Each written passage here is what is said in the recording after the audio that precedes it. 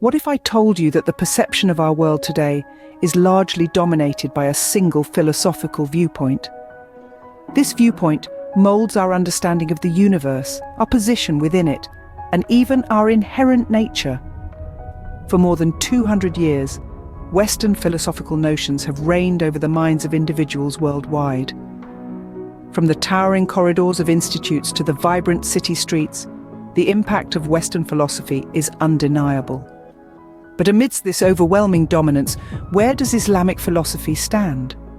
Are we destined to merely observe in the grand stage of ideas, or do we have a part to play in shaping the narrative?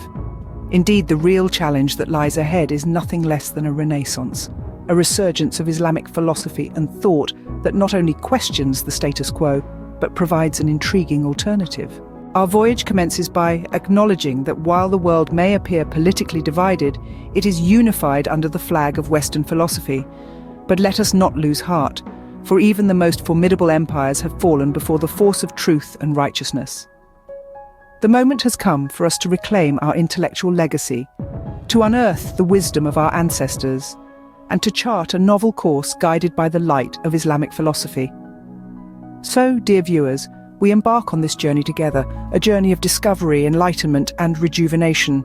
The task at hand is indeed immense, but so is our determination. With that being said, I appreciate your time spent watching, and until next time, Allah Hafiz.